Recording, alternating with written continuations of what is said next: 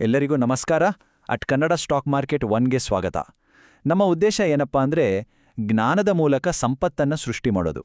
ಮೊದಲಿಗೆ ಒಂದು ಬಹಳ ಮುಖ್ಯವಾದ ಪ್ರಶ್ನೆಯಿಂದ ಶುರು ಮಾಡೋಣ. ನಾವು ಒಂದು ಸ್ಟಾಕ್ ಖರೀದಿಸಿದಾಗ ಅದರ ನಿಜವಾದ ಮಾಲೀಕತ್ವ ಬೇರೆ ಯಾರ್ಯಾರ ಹತ್ರ ಇರುತ್ತೆ? ಹಾಗಿದ್ರೆ ಇವತ್ತು ನಾವು ಏನೆಲ್ಲ ಕಲೀಲಿದ್ದೇವೆ? ಮೊದಲಿಗೆ ಶೇರ್ ಹೋಲ್ಡಿಂಗ್ ಪ್ಯಾಟರ್ನ್ ಅಂದ್ರೆ ಏನು ಅಂತ ತಿಳ್ಕೊತೀವಿ.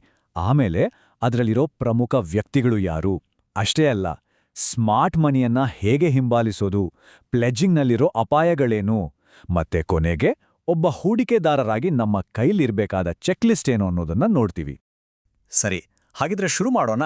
ನಮ್ಮ ಇವತ್ತಿನ ತನಿಖೆಯ ಮೊದಲ ಸಾಕ್ಷಿ ಶೇರ್ ಹೋಲ್ಡಿಂಗ್ ಪ್ಯಾಟರ್ನ್. ಸರಳವಾಗಿ ಹೇಳೋದಾದ್ರೆ ಶೇರ್ ಹೋಲ್ಡಿಂಗ್ ಪ್ಯಾಟರ್ನ್ ಅನ್ನೋದು ಒಂದು ಡಾಕ್ಯುಮೆಂಟ್.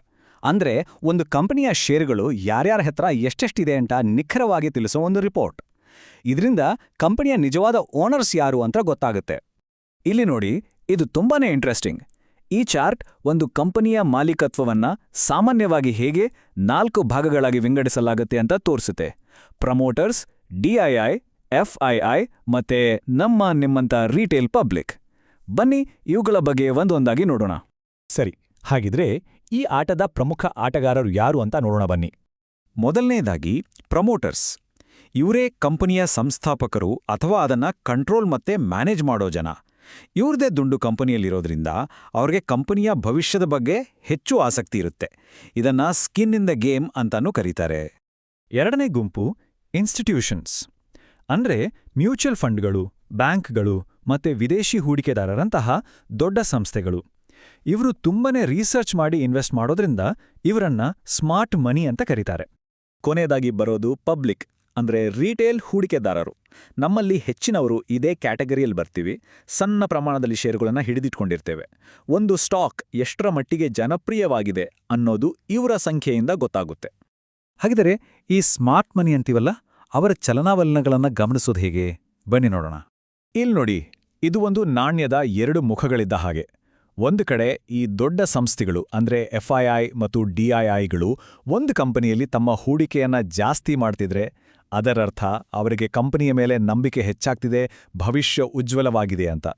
ಇನ್ನೊಂದು ಕಡೆ ಅವರು ತಮ್ಮ ಹೋಲ್ಡಿಂಗ್ಸ್ ಕಡಿಮೆ ಮಾಡ್ತಿದ್ರೆ ಅದಕ್ಕೆ ಕಾರಣ ಲಾಭ ಮಾಡ್ಕೊಳ್ಳೋದಿರ್ಬೋದು ಅಥವಾ ಕಂಪನಿಯ ಬಗ್ಗೆ ಅವರ ದೃಷ್ಟಿಕೋನ ಬದಲಾಗಿರಬಹುದು. ಇದೋ ಒಂದು ಪ್ರಮುಖ ಸಿಗ್ನಲ್. ಇದಕ್ಕೊಂದು ಒಳ್ಳೆಯ ಉದಾಹರಣೆ ಅಂದ್ರೆ 2023ರಲ್ಲಿ ವಿದೇಶಿ ಸಾಂಸ್ಥಿಕ ಹೂಡಿಕೆದಾರರು ಅಂದ್ರೆ ಎಫ್ಐಐಗಳು HDFC ಬ್ಯಾಂಕ್ನಲ್ಲಿ ತಮ್ಮ ಪಾಲನ್ನು ನಿರಂತರವಾಗಿ ಹೆಚ್ಚಿಸ್ತಾ ಹೋದ್ರು. ಇದು ಆ ಕಂಪನಿಯ ವ್ಯಾಪಾರ ಮತ್ತು ಬೆಳವಣಿಗೆ ಮೇಲೆ ಅವರಿಗಿದ್ದ ದೀರ್ಘಾವಧಿಯ ದೃಢವಾದ ನಂಬಿಕೆಯನ್ನ ತೋರಿಸುತ್ತೆ. ಸರಿ, ಈಗ ನಮ್ಮ ತನಿಖೆಯ ಅತ್ಯಂತ ಪ್ರಮುಖ ಮತ್ತು ಸೂಕ್ಷ್ಮ ಹಂತಕ್ಕೆ ಬಂದಿದ್ದೇವೆ. ಅದೇ ಪ್ಲೆಡ್ಜಿಂಗ್. ಪ್ರಮೋಟರ್ಸ್ ಏನಾದ್ರೂ ಆರ್ಥಿಕ ಒತ್ತಡದಲ್ಲಿಲ್ಲಾರಾ ಅನ್ನೋದನ್ನ ಕಂಡುಹಿಡಿಯೋಣ. ಸಾಮಾನ್ಯವಾಗಿ ಪ್ರಮೋಟರ್ಸ್ ಹತ್ರ ಹೆಚ್ಚಿನ ಶೇರ್ಗಳಿದ್ರೆ ಅದು ಒಳ್ಳೆ ವಿಷಯ. ಅದು ಅವರ ಆತ್ಮವಿಶ್ವಾಸವನ್ನ ತೋರಿಸುತ್ತೆ. ಆದ್ರೆ ಒಂದು ವೇಳೆ ಅವರು ತಮ್ಮ ಶೇರ್ಗಳನ್ನ ಪ್ಲೆಡ್ಜ್ ಮಾಡಿದ್ರೆ, ಅಂದ್ರೆ ಅಡೇ ಇಟ್ಟಿದ್ರೆ ಏನ್ ಕತೆ? ಹಾಗಿದ್ರೆ ಪ್ಲೆಡ್ಜಿಂಗ್ ಅಂದ್ರೇನು? ಪ್ರಮೋಟರ್ಸ್ ತಮ್ಮದೇ ಕಂಪನಿಯ ಶೇರುಗಳನ್ನ ಗ್ಯಾರಂಟಿಯಾಗಿ ಇಟ್ಟು ಸಾಲ ತಗೊಂಡ್ರೆ ಅದನ್ನ ಪ್ಲೆಡ್ಜ್ಡ್ ಶೇರ್ಸ್ ಅಂತಾರೆ. ಇದು ಯಾಕೆ ಅಪಾಯಕಾರಿ ಅಂದ್ರೆ, ಪ್ಲೆಡ್ಜಿಂಗ್ ಜಾಸ್ತಿ ಇಂದಷ್ಟು ರಿಸ್ಕ್ ಜಾಸ್ತಿ. ಒಂದು ವೇಳೆ ಷೇರಿನ ಬೆಲೆ ಕುಸಿದ್ರೆ ಸಾಲ ಕೊಟ್ಟೋರು ಆ ಅಡೆಯಿಟ್ಟ ಷೇರುಗಳನ್ನ ಮಾರುಕಟ್ಟೆಯಲ್ಲಿ ಮಾರಿಬಿಡ್ಬೋದು. ಇದರಿಂದ ಷೇರಿನ ಬೆಲೆ ಇನ್ನಷ್ಟು ಪಾತಾಳಕ್ಕೆ ಕುಸಿಯೋ ಸಾಧ್ಯತೆ ಇರುತ್ತೆ. ಇದು ನಿಜಕ್ಕೂ ಒಂದು ದೊಡ್ಡ ರೆಡ್ ಫ್ಲಾಗ್. ಸರಿ, ಇಷ್ಟೆಲ್ಲ ವಿಷಯಗಳನ್ನ ತಿಳ್ಕೊಂಡ್ವಿ. ಈಗ ನಾವು ನೋಡಿದ ಎಲ್ಲಾ ಸುಳಿವುಗಳನ್ನ ಒಟ್ಟಿಗೆ ಸೇರಿಸಿ ಒಬ್ಬ ಹೂಡಿಕೆದಾರರಾಗಿ ನಮ್ಮತ್ರ ಇರಬೇಕಾದ ಒಂದು ಚೆಕ್ಲಿಸ್ಟ್ ರೆಡಿ ಮಾಡೋಣ. ಈ ಟೇಬಲ್ ಇದೆಯಲ್ಲ, ಇದು ಪ್ರತಿಯೊಬ್ಬ ಹೂಡಿಕೆದಾರನ ಬಳಿಯೂ ಇರಬೇಕಾದ ಒಂದು ಚೀಟ್ ಶೀಟ್ ಇದ್ದ ಹಾಗೆ. ಇದರಲ್ಲಿ ಮುಖ್ಯವಾಗಿ 4 ಅಂಶಗಳಿವೆ. ಮೊದಲನೇದು ಪ್ರಮೋಟರ್ ಹೋಲ್ಡಿಂಗ್, ಇದು ಹೆಚ್ಚಾಗ್ತಿದೆಯಾ ಅಂತ ನೋಡ್ಬೇಕು. ಎರಡನೇದು ಪ್ಲೆಡ್ಜ್ಡ್ ಆದ ಷೇರುಗಳು, ಇದು ಕಡಿಮೆ ಇರಬೇಕು. ಮೂರನೇದು ಎಫ್ಐಐ ಡಿಐಐ ಮೂವ್ಮೆಂಟ್, ಸ್ಮಾರ್ಟ್ ಮನಿ ಒಳಗೆ ಬರ್ತಿದ್ಯಾ ಅಂತ ಗಮನಿಸ್ಬೇಕು. ಮತ್ತು ಕೊನೆಯದಾಗಿ ಮಾರ್ಕೆಟ್ ಡೆಪ್ತ್, ಅಂದ್ರೆ ರಿಯಲ್ ಟೈಮಲ್ಲಿ ಎಷ್ಟು ಖರೀದಿ ಮತ್ತು ಮಾರಾಟದ ಒತ್ತಡ ಇದೆ ಅಂತ ತಿಳಿಯೋದು. ಇವೆಲ್ಲವೂ ಯಾಕೆ ಮುಖ್ಯ ಅನ್ನೋದನ್ನು ಇಲ್ಲಿ ಕೊಟ್ಟಿದೆ. ಹಾಗಿದ್ರೆ ಈ ಎಲ್ಲಾ ಮಾಹಿತಿ ಎಲ್ಲಿ ಸಿಗುತ್ತೆ ಅಂತ ಯೋಚನೆ ಮಾಡ್ತಿದ್ದೀರಾ? ಚಿಂತೆ ಬೇಡ.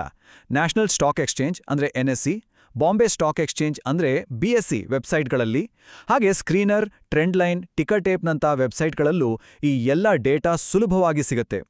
ಇದನ್ನು ಬಳಸಿ ಸ್ವತಃ ತನಿಖೆ ನಡೆಸಬಹುದು. ನೆನಪಿರಲಿ, ನಮ್ಮ ಉದ್ದೇಶ ಒಂದೇ, ಜ್ಞಾನದಿಂದ ಸಂಪತ್ತನ್ನ ಸೃಷ್ಟಿ ಮಾಡೋದು.